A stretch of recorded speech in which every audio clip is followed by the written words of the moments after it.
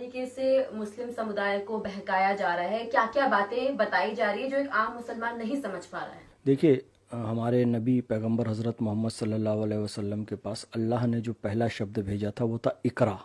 इकरा यानी कि होता है पढ़ो। इकरा बिस्मी रब्बिकल लज़ी खलक, पढ़ो अल्लाह के नाम पर जिसने तुम्हें पैदा किया। लेकिन सच्चर कमेटी की रिपोर्ट कहती है कि मुसलमान शिक्षा में सबसे पीछे है।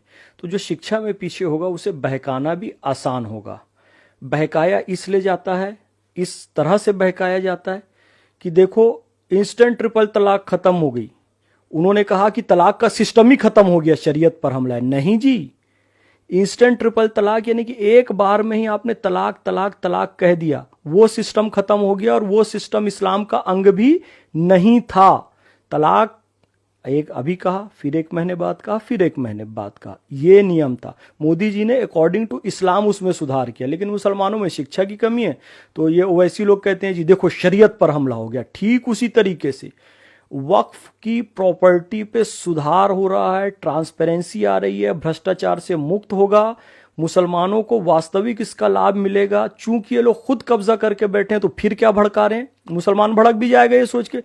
मस्जिदें तोड़ दी जाएंगी, कब्रस्तान छीन लिए जाएंगे, मदरसों से कुरान शरीफ उठा ली जाएगी, मुसलमानों के घर तोड़ दिए जाएंगे। सीए एनआरसी में भी यही कहा, मुसलमानों की नागरिकता छीन ली जाएगी। एक भी मुसलमान बताइए कोई उठा के पाकिस्तान भेजा गया? झूठ बोलते हैं ये लोग। मुसलमानों को ऐसे ही भड़काते हैं कि अब मस्जिद तोड़ दी जाएगी, ये नया शुगुफा लाया।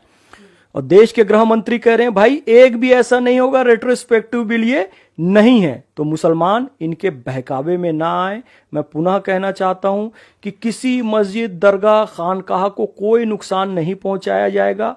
आज से जिस दिन बिल लागू हो जाएगा, बिल आ जाएगा, एक्ट बन जाएगा, तो इसमें मुसलमानों का जो अधिकार है वो मिलेगा। किरण रिजिजू जी कह चुके हैं कि भैया आज मुझे बौद्ध होने के कारण संसद में बोलने से विपक्षी रोक रहे हैं, लेकिन मैं एक बौद्ध भाई ये निश्चित करता हूं कि अपने मुस्लिम भाई बहनों को वक्फ का पूरा अधिकार दिलाकर रहूंगा। तो मुसलमान इनके बहकावे में बिल्कुल ना आए, ये हमारे हक में है।